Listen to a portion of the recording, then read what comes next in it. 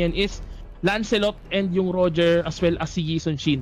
Kasi Brody is banned as well as yung ating si Hellkurt pa rin Prof B. And dyan na sila mahihirapan. So tignan natin, Lancelot na nga ang nilock in dito ng Omega Esports. While sa Archangel, this is going to be an Akai. Ito ang Akai ni Yami. Ito Akai to ni Yami. Nako. Bah, hindi yata sila Kadita and Farsa is still open. Pero nako, si Paramis ang gusto nila dito. Maganda Kadita. Pwede pala Kadita. Yes, Kadita and yun nga, Kagura is still open para sa side ng Archangel Esports. Pero Paramis, no? Cho support. Cho support. Actually, hindi. Cho off lane. Magiging siguro dito, roaming is Escalera. Ayan, nakalunok po ng laway. Side lanes Feeling ko side lane to sa Escalera. Tapos ang support etong si Cho. Si Cho, tignan natin yan. Hindi ko sure Medyo tinitignan ko yung kasi kailangan magkahiwalay ang Ika nga. Pag-isipan natin pumaigi pa rin Prof. Pero sa Omega naman, they are going for 2 hyper carry lineups, locking in Bruno para sa kanilang last pick. And eto, ayan, sabi nga dito ng comment section natin, support Benedetta nga daw to na Escalera, paring Prof B. Ayan, so tignan nga natin kung yun na nga ba ang magiging lineup nila, and that is going to be a support Escalera, paring Prof B. Based on their lineups, saan dito ang hulog ng iyong puso? Doon ako sa mas madaling lineup kanina yun ang pick off ko, yung pero sige, gusto ko makita na umangat ang isang support Benedetta. Kasi maganda yun, Kasi having that, bounty hunt, di ba? So, ang kukuha siya ng farm sa kill hero. Hindi siya usual minions. Yun yung idea, rotate siya ng rotate. Yes. Every hero, 80. Actually, if I remember correctly, last week meron nang gumamit ng Benedetta support. Hindi ko lang talaga maalala kung anong side ng team. Pero tignan na nga natin dito. It is Team Archangel Esports versus Omega Esports game number 2. And item-wise pa rin Prof B is always the same. Early gain, masks and boosts ang hawak nila rito. O nga. Tignan natin dyan, guys. Sabi sa akin ni Dian Pro, peram phone. O sige, hiramin mo lang. Baby bouncing ball. Kay ating Kufra. Ayan ako, kung makikita nyo guys dito sa may middle lane, pulado si Mr. Fundamentals natin, which is yung Kufra. The aggression is real coming from Archangel Esports. And rotation wise na una, ang Archangel natin dito was sa top lane, Yasuo with legit Kundo trying to survive, pero hindi na nga siya mabubuhay against 2 members ng Omega Esports. Are you there, parang Prof B? Ulit ang kanyang ginto na naman dito para kay Mr. Soccer Boy Bruno Mamars. Nakasulit siya ng isang maigi doon. Hindi man siya naka-pick off dito, pero nakuha niya yung almost 1/4 ng ginto. Siguro mga naka 150 din siya doon malaki-laki rin yun. Lalo na kung mag-isa lang siyang tumitira doon sa turret. Pero look at this. The rotation is there coming from Escalera. Ayun na nga nakuha. Maganda ang nila, pares ninja. Ninjahan sila mga sir. Ninjahan na. Maabot mo ba? Here comes Yasuo. Walang Jeet Kundo? Joke lang. Maganda. Kumbaga parang ginawa rin nilang Natalia yung idea ng isang Benedetta.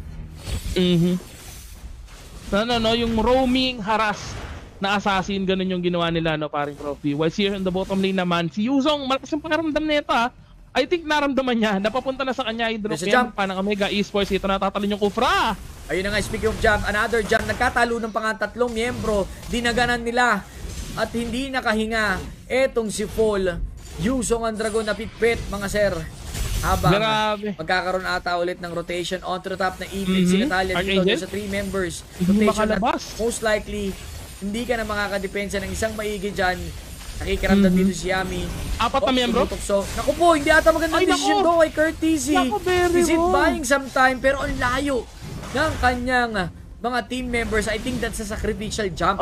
Sacrifice. Just to make sure na makapagdepensa pa. The rest of the members, Escalera will fall. Yes, actually that is a very good exchange para sa side ng Omega Esports. No? Whilst on the bottom lane naman, good job on defending para dito sa ating Yuzong against yung ating Khalid, and right now the aggression from both of them is real. Kenji is on the upper hand dito, pero look at the regeneration or lifesteal na makukuha ng ating Yuzong. Talaga namang mapapauwi ang ating Khalid. Ayan. Speaking of uwi, habang pauwi naman ng Khalid, paabante naman ang tropa nating ditong mga Archangel Esports. Gusto ko makakita ng isang maigi lang na Akaya. Kasi lately, ayan ang ginamit ko, Road to Mythic. Ang ganda ng ng isang Akai. Promise, parang ang sarap mambaliktad ng kanilang mga clash. Lalo pag yung mga malilikot na hero, mahuhuli mo habang bumabahing-bahing ba yan o kumakain-kain yung isa dyan. Eto na nga, Yasuo will fall. Ang ganda ng pagka-pick off dito. Yes, Archangel Esports also took the turtle whilst dito sa may bottom lane. Anak ko, magkakaroon ng bakbakan yata. Hinahantay ko yung ipet coming from Yami. Eto na, 1,000 pounder. Sabay, hindi pa pala. Jumok lang doon sa fake jump. Speaking of fake, you can dance to counter that yakap. That's a double reel, mga sir. Umiikot as well. Nakuha pa nga using that execute. Kumidlat sa mukha. Habang dito, trying to sustain Yami. Kinain na dito ni Curtis. Counter initiate. Dragon, makakaligtas pa nga. And that is 2-for-1 exchange in favor of Omega Esports. May rotate pa dito. Nako. Another one. Pwede pa nila i-pick off to. Das Kalmot is real. Trying to sustain, counter initiate, and a knock-up na naman. Grabe naman itong dragon na to. Dinalawahan, and there's another jump. Sa sobrang tagal nila, nagka-clash dito. Nag-cooldown pa nga ang kanyang Sandstorm. Habang si HGC will end the clash. Actually, napakalaking lamang ang nakuha ng Omega Esports dito, taking down 3 members of Archangel as well as the first third takedown of the game sa top lane. Tapos idagdag mo pa yung rotation na ginawa ng ating si HGZ. No? Medyo nahuli ng respo yung Archangel Esports natin dito. So right now, Omega Esports has the lead dito sa laban natin. Ako, ito na nga. Speaking of ipet, pero kabilat kanan namin, kaliwat kanan. Kinalmot etong si Yawi. Swabing-swabe ang galawan dito. Takbo na mga sir. Si Yami pala. Nakakalmot na dito. Alam mo, kanina ang ganda ng ipin dito ni Yami. Ang problema, nung paggilid niya doon, nakalmot siya. Eh syempre, as a core hero, open up ka sa likod mo, makaka-free damage siya yung Seeker TZ. Ayan, nako. Pero parang Prof B, look at this. Delikado yung kalagayan ni Yasuo. Here comes Kufra. Nako, pero Way of the Dragon just to escape, no? Which is good kasi iniwan na naman siya ng tropa natin na si Kufra, pero Turtle is being taken once again by Archangel Esports, pero another teammate is going to happen yata dito. Hurricane Dance to secure. Kenji makukuha pa, trying to stay. Medyo matagal sila dito, nakapag-licker pa nga. Habang humahabol pa si Vendetta sa harapan mismo. Curtis, ito na ang ganti ng api, naglaho, 3 miyembro. Pwede pa i-convert ito sa torre. Ang ganda ng pagkapasok ng Archangel Esports. Kaya pang dumalawang torre dito. May another wave incoming. Mabantay lang dito si Yami. Plus, an auto-invade ang kinalabasan. Perfect snatch coming from Archangel Esports. Si Bruno medyo tahimik. Grabe. Si Toshi dito. Pero later on, nag-split push pa sila. And another turret na naman. Dalawa na nakuha nilang torre dito. Habang si Yami tumatakbo para sa inyong buhay. Sumaistep pa. Nakaligtas siya dun sa unang tusok. Pero ang kidlat mismo ni Mr. Tahimik. Si Kidlat Tahimik, Curtisi will pick Yami. Yes, and right now, Yasuo naman ang hinahabol dito, parang Prof B. Makakatakas nga ba siya against 3 members dito? Yes, indeed. Makakatakas. Pero mabalik tayo doon sa huling naganap na teamfight dito. Ang linis ng ipet ng Akai. The Dragon Formation, galing kay Yuzong natin, talagang hinabol niya kung sino yung dapat niyang habulin, prioritizing yung course ng Omega Esports dito. Though hindi nila nahuli si HGZ, they still took down Kenji and Curtis, which is enough para manalo sila. The silence is removed. Kaya na nilang manalo. Ay, makikita mo naman, Curtis has been prioritized by Escalera and Saksha doon sa huling team fight natin. Like ko, yung discarding ginagawa ng Omega Esports dito, the split push, the ganks, the flanks. Actually, flanks hindi pa masyadong nalabas, pero isang beses pa lang naman coming from ating the Yuzong dito. Yung Cho, I was actually expecting na siya yung magpa-flank coming from top lane para ma-take down pa nila yung ating Lancelot, pero hindi naganap. Na ipet pero makakaligtas pa. Eh syempre, yung ikot-ikot mo nasa baba lang. Yung Sandstorm, kapalog sa ibabaw mo yun eh. Automatic, mahirap ipitin nga yun. There's a knock-up. dito coming from Yasuo. Ang ganda sana ng pagkaipit nila dito. Going in. Naku, ang kati! Oh, yung Grabe naman yung dami si Toshi. Humilip lang. TC, assassin versus assassin. Alam niya na naandun ang isang Natalia, pero hindi. Pinate lang ata niya dito para sa Cho makakaligtas. Here comes the Dragon formation. Another knock-up Paul doing a great job. Kenji. Still were able to take down Oy, the Lord for Founder. Omega. Ayun. Ipit knock-up. Na-cancel pa. Kenji nakuha na dito ng side ng Archangel Esports. Yami. Nako, si Toshi pa ata gusto. Check. Dito si Toshi. Medyo temakats. It's only a bait. Here comes the Dragon. Ayun. Si Paul. Jump in coming from me. Hit. Kinapos. And hindi ata magandang desisyon ang ginawa dito ng isang Dragon. Yes, this is going to be a big problem para sa side ng Archangel. Ng Archangel Esports na pabayaan nilang nagpa-farm ang isang Bruno sa top lane, and look at the damage output na kaya niyang ibitaw. Speaking of damage dito, ang sakit ng binibitaw ni Saksha. Ito na, speak of Saksha, there's a retry, slow down, had GC, kumagat pa, Ed, kumakapit pa. Sasha, tumatakbo para sa kanyang buhay doon sa flicker in. Akidlatan sa mukha. Maraming salamat sa 50 stars galing kay Dauneshi Aichi Nilsson.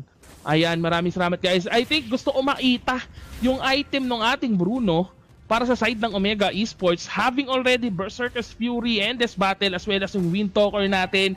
That is a huge item set para sa isang Bruno, whilst yung katapat niya na si Chog papunta pa lang ng Endless Battle, paring Prof B with the BOD. No, so medyo nakalamang nga in terms of farming yung ating Bruno against the Cho, whilst yung Harit natin hindi rin naman magpapatalo going for that Calamity Reaper.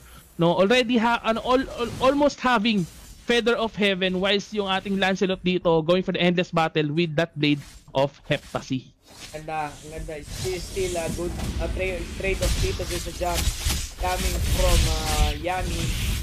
Bawi na ata daw ang Omega Esports sa ganitong zone. Tignan natin kung paano nila tatapatan later on ang isang fully farmed marksman, and as well as Ed of SBG using that Lancelot. Right, test damage. Test damage. Pakrit isa. Open the jump pa. Ayaw. Oy, bitin! Ayan ako nagmamatahan. Nagmamatahan yung magkabilang team natin dito. Yes, and look at this. Nako, may inuhuli ata doon sa may top lane. Speaking of top lane, Sir Dragon. Ganda. Pagkaon ng Dragon, Curtis yung lumiligtas pa ito lumiko. There is not enough. May buwelo coming from Heat. Zoning out the rest of the members ng Archangel Esports. Gusto mo ata sila mag-lord, no? I think gusto nila mag-lord dito. Ang ganda nung nakuha nilang pick off yung Natalia. Bawas yun sa harassment na makukuha nila. Pero another teamfight is going to happen na nga pa rin, Prof B. Kaya na, imikot sa mukha. Inipit na walang kilos. Ayun, wala nang pang setup. Here comes GG. Omega Esports yung slide out. Kenji trying to sustain as well. Habang ito naman si Toshi. Ayan na yung Bruno. Mga balls. And disengaging na the rest of the Archangel. Na pick off na nila. Lamang ba sila doon? Hindi. Kasi nakuhanan sila ng dalawa. Kapalit lang ay isa. Apakaganda ng ginagawa ng Omega Esports sa ganitong sitwasyon.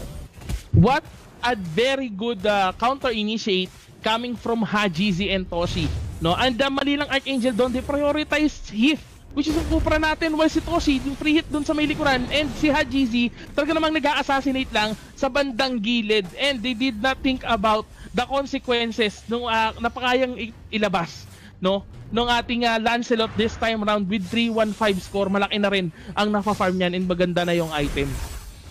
So, wala tayong makikita ng Talia, pero ito na, ang ganda ng pagka-knock up. Ang kanyang combination kinasa na mali pa ng ikot ni si Yami ng kanyang Hurricane Dance. No, nagbintis naman ang kanilang si GC. Hindi nakasalo si Escalera bandang likod. Going in. Nag-miss din. Hindi, this each na. Escalera. Item check na tayo. Medyo nagdalawang isip Escalera. Meron ba siya enough item? Yes, meron. Pero wala siyang Heptasy. Wala siya. Heptasy. No, which is kailangan talaga ng mga assassin ngayon dito, paring Prof B. Actually, ang kinuha niya rito is additional movement speed from Hunter Strike. No, I think he wanted rotation kesa dun sa damage na kaya niyang ibigay. Siguro inisip niya, enough niya yung damage na makukuha ko coming from the items alone, BOD and Hunter Strike. Kailangan ko yung additional movement speed para nga naman ma-activate niya lahat ng possible combos. Kasi alam naman natin yung combo ng isang Vendetta talagang malikot eh. Kailangan mabilis ka rin para tumamala sa kalaban. Ay, ang ganda ng pagkaantay dito ni Yami, pero alam na hinahantay siya kaya hindi nagpasundo. Dito, flicker out right in front of that Hurricane Dance, surviving the potential. Yes, and right now, Archangel Esports having a very bad time defending their middle lane. Third, bumubuelo na nga dito si paring Hit. Here comes Yasuo. Wala, disengage. Look at the pana. The positioning. Naku, nagkamali si Escalera, paring Prof B. Ayun na nga, may bolang na iwan. Tumilip ka lang ng ganun. And I think talagang hindi magandang desisyon ginagawa dito ng face check ni Escalera. Hindi sila makaposisyon dito sa buff. Last 2 minutes para sa next Lord. Magiging problema nila kasi enhanced Lord na ang susunod na lalabas dito. Most likely, maaari silang mabasagan ng kanilang third turret. Yes, and right to Omega Esports dito, no, positioning wise sila lagi yung nakakalamang. Map control, nasa kanila na rin. Walang magawa yung Archangel right now. I think ang kailangan nilang gawin dito is to chill down. No, hindi nila kailangan mag-dive out kasi every team fight no na mabawala agad yung Hurricane Dance si paring Yami is another team fight na talo sila. Kasi they don't have enough set up na pagtapos ng Hurricane Dance nung ating Akay. So they need to chill down. Pick off is a single member ng Omega pero mahirap din no. Pero ito another team fight is going to happen yata sa may top lane natin na aggression talaga. I think hindi na magkaka-team fight dito parang Baymax. Kailangan antayin ng Omega Esports etong Lord para to make sure na mas malinis ang pagsarado na sa game. Ang pinakagagawin dyan is konting damage. Bakit sila gumaw dun sa top? May idea kasi once na nakuha nilang Lord, ang Lord didiretso dun sa top. So ang Lord enhance. Uy, ako naka-free hit si Ay, aray! Si Toshi ng ganong kabilis. Toshi! Basag ang tower sa bottom lane. Ayun na nga, they're targeting. Biglang liko movement coming from Omega Esports. Ayan. Ito na ang perfect timing. Now, liliko ang Lord dun sa bottom and that's a huge space kung babiyahihin yung top to bottom. Nako, eto, may nahuli na. Malaban na ang Archangel dito. Lalaban kaya nila tong Lord sa tingin mo parang Baymax? I think gugustuhin ko Montes dito ng Archangel Esports kasi once na makuha to ng Omega, tapos na to.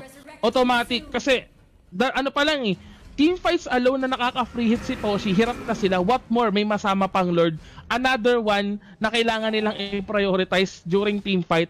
Kung hindi, mababasagan sila lalo ng base. Pero eto, very wrong decision coming from Escalera, paring Prof. Nagkamali siya ng ikot and right now the Lord is being taken already by Omega Esports. Archangel is falling apart. Still, Go or Yasuo. Bukod siya dito ng mga linya. Tamo to get ready. Ayun na. Nais pa tawid the dragon to sabay flicker out. Makakaligtas pa ba? The escapade. Naku po, tinamaan. The knock-up and hindi na nakaligtas. Dito. Go. Grabe naman yung assassination dito na ginagawa ng Omega Esports. Though nakakuha siya ng turret sa may bottom lane, not enough ngayon para sa teammates niya kasi dalawa silang patay ng ating Vendetta and mahihirapan dumepensa ngayon ng Archangel, especially right now. Ayan na, nagmamarcha na yung Lord sa ating bottom lane. Okay, might be the final countdown, the final clash dito maaaring mangyari. Tinaming dami si Toshi guys, panoorin natin yung bola yun. Grab! Ay, alam niyo na panira ng Torre. Bola. Okay? Ganun kaintindi. That is a ball of steel. Nako, eto na. Dito, the Lord. Here comes the dragon. Sinalubong na nga. Enter the dragon. Escalera. Trying to control. Hurricane Dance. Iniipit nila ng Toshi. Yung pala yung nakahuli. Dito. Speaking of huli, dalawang miyembro ng Archangel for Jill Fold. Kung free hit lang dito si Lord Saksha. Doing a great job. Defending ang kanilang base dito. Kapit pa nga mga sir. Pero lumulundag pa rin. And there you go. 1-1 ang ating score. In favor of none. 1-1. Parang Prof B, tulad nga ng sabi ko sa iyo kanina na once